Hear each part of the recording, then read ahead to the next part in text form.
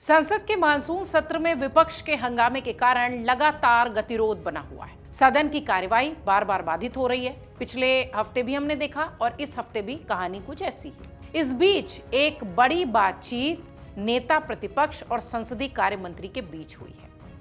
केंद्रीय संसदीय कार्य मंत्री किरेन रिजिजू ने विपक्ष के नेता राहुल गांधी से बातचीत की है। रिजिजू ने इस मुलाकात को सकारात्मक बताया, पॉजिटिव बताया। उन्होंने कहा कि सरकार विपक्ष के साथ लगातार संवाद बनाए रखना चाहती है। किरेन रिजिजू ने यह भी बताया कि राहुल गांधी के साथ एक विशेष मुद्दे पर और कई सारे अन्य महत्वपूर्ण मुद्दे पर भी उनकी चर्चा हुई। उन्होंने कहा कि सरकार कांग्रेस और अन्य विपक्षी दलों के साथ बेहतर समन्वय चाहती है। रिजिजू के मुताबिक राजनीतिक मतभेद अपनी जगह हो सकते हैं, लेकिन राष्ट्रीय हित में सभी को मिलकर ही काम करना पड़ेगा। साथ ही उन्होंने ये भी कहा कि राजनीतिक विरोधी होना दुश्मन होने के बराबर नहीं होता। इस बातचीत के बाद उन्होंने क्या कुछ कहा है, जरा ये सुनिए। राहुल गांधी जी से मेरा अच्छा बात हुआ और एक विषय हमने रिक्वेस्ट किया है और बाकी विषय में भी बात किया है। हम तो चाहते हैं कि कांग्रेस और बाकी ऑपोजिशन पार्टी से हम लगातार बातचीत करते रहें और तालमेल करके काम करें। हम एक दूसरे के विरोधी हैं, दुश्मन तो नहीं है ना, तो देश हित में हम सब मिलके काम करें।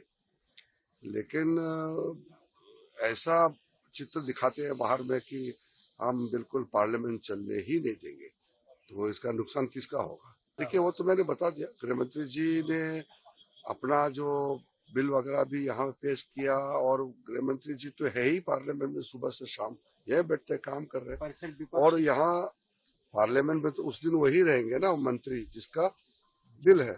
कई मीडिया रिपोर्ट्स ये भी कहती है कि राहुल गांधी ने रिजिजू से कहा है कि कांग्रेस फैसला लेने से पहले इंडिया ब्लॉक के सहयोगियों से सलाह मशवरा करेगी। राहुल गांधी ने यहां तक कहा कि सहयोगियों से बातचीत के बिना वो कोई फैसला नहीं लेंगे। सूत्रों का तो यहां तक कहना है कि सरकार कांग्रेस से बातचीत कर रही है क्योंकि वही मुख्य विपक्षी पार्टी है। गृह मंत्री अमित शाह की संसद में उपस्थिति न होने पर विपक्ष की ओर से उठाए गए सवालों का भी रिजिजू ने जवाब दिया। उन्होंने बताया कि गृह मंत्री सुबह से शाम तक संसद में मौजूद रहते हैं और उन्होंने सदन में विधेयक भी पेश किए हैं। रिजिजू ने इस बात को भी स्पष्ट किया है कि संसदीय नियम के अनुसार जिस मंत्री का विधेयक चर्चा में होता है, सदन में वही उपस्थित रहता है। आपको ध्यान दिला दूं कि पिछले कई दिनों से लगातार विपक्ष अमित शाह के सदन में आने की बात कर रहा है। अमित शाह के सदन में आने को लेकर विपक्ष की जो मांग है, उस पर किरेन रिजिजू ने भी जवाब दिया है। वो तो गृह मंत्री जी, प्रधानमंत्री जी तो सुबह से पार्लियामेंट में ही रहते हैं और शाम को ही जाते हैं। ये ऑपोजिशन वाला ही खुद हाउस नहीं चलाते हैं, वो बाहर में नारा लगा रहे हैं, तो गलत बात है ना। ऐसा कोई नहीं, देखो हाउस बिजनेस पास कर रहे हैं, बिल पास कर रहे हैं। राज्यसभा में तो अच्छा से चर्चा करके बिल पास कर रहे हैं। कांग्रेस और एक दो साथी लोग वॉकआउट कर रहे हैं या हंगामा कर रहे हैं, लेकिन बिल तो पास हो रहे हैं और चर्चा में लोग हिस्सा भी ले रहे हैं और कई एमपीज ने अपना मत रखा है। अच्छा, कांग्रेस का नुकसान है और कांग्रेस के जो कुछ एक दो नए एमपीज आए हैं उसका ज्यादा नुकसान है, क्योंकि उनको बोलने का मौका नहीं मिल रहा है। तो नुकसान किसका है? उनके एमपीज का है। जो इश्यू खत्म हो गया, अब देश आगे बढ़ रहा है, नारा लगाते रहते हैं, हर दिन एक ही विषय लेकर के नारा लगाते रहते हैं।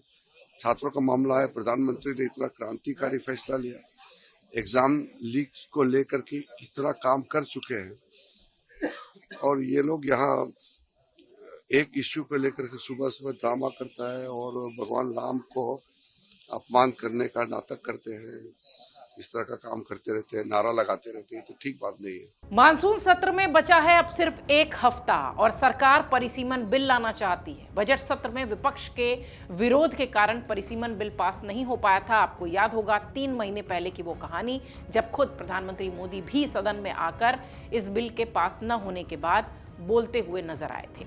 रिजिजू ने राहुल गांधी से बात कर परिसीमन बिल पर उनका समर्थन मांगा है। बुधवार को भी इसी मुद्दे पर बातचीत हुई थी, ऐसी जानकारी मिली थी। दरअसल अगर आप देखिए तो पिछले 3 हफ्ते से संसद के दोनों सदनों में कामकाज नहीं हो रहा है।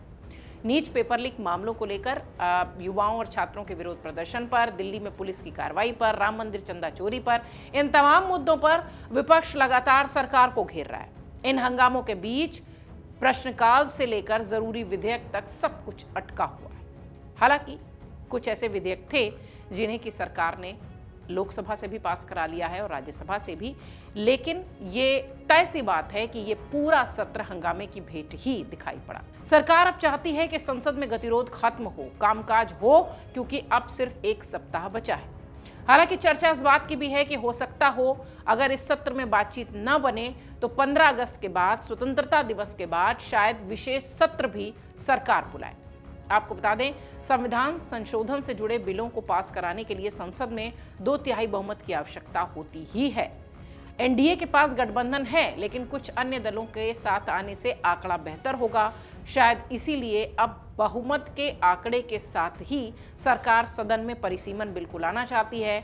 अन्यथा जो बजट सत्र के दौरान 3 महीने पहले हमने तस्वीर देखी थी, वैसा कुछ ना हो, इसका डर सरकार को है। इसलिए नंबर गेम में मजबूत होने के बाद ही वो सदन में इस बिल को पेश करेगी। अगर आप देखिए तो सरकार अब टकराव का रास्ता छोड़कर विपक्ष से, खासतौर पे कांग्रेस से संवाद स्थापित करने की कोशिश कर रही है।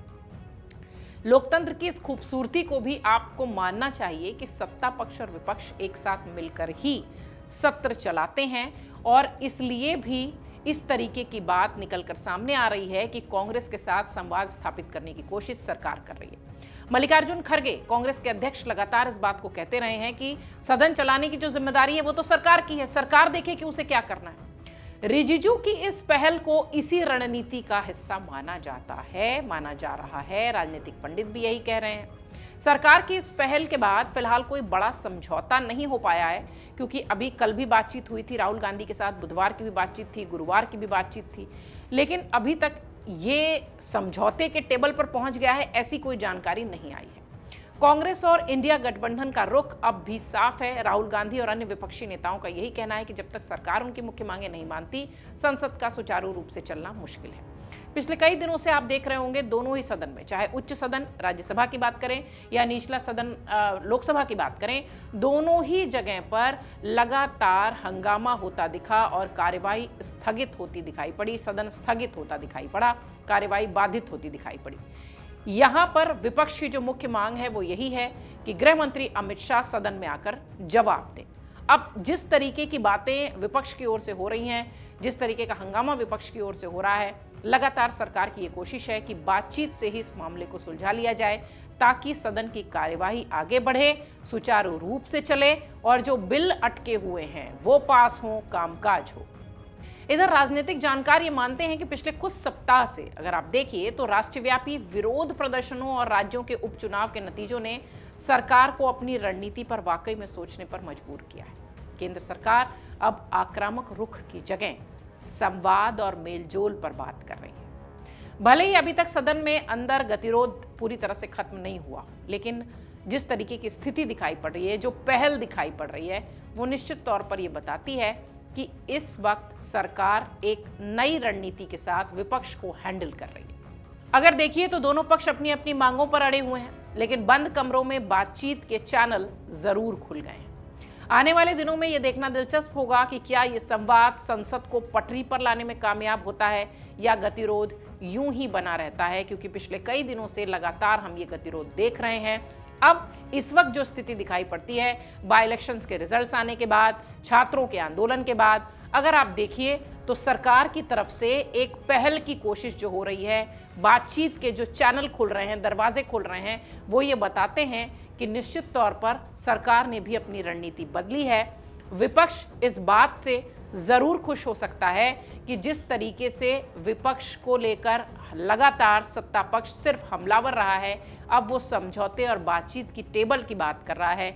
निश्चित तौर पर इस सत्र में विपक्ष ने एक बढ़त के साथ काम किया है, लेकिन जो इस वक्त की स्थिति दिखाई पड़ती है उसमें महत्वपूर्ण ये है कि सदन का सत्र चले। दोनों पक्ष अपनी अपनी बातों पर अड़े हुए हैं। फिलहाल मानसून सत्र का 1 हफ्ता बचा है। देखना दिलचस्प होगा कि ये गतिरोध यूं ही रहता है या वाकई में ये जो समझौते वाली रणनीति सरकार ने अपनाई है वो कुछ काम करेगी। अगर आप ये वीडियो YouTube पर देख रहे हैं तो हमारे चैनल को सब्सक्राइब कर बेल आइकन दबाएं, और Facebook पर देख रहे हैं तो हमारे पेज को लाइक करें। अगर आप ये वीडियो YouTube पर देख रहे हैं तो हमारे चैनल को सब्सक्राइब कर बेल आइकन दबाएं, और Facebook पर देख रहे हैं तो हमारे पेज को लाइक करें।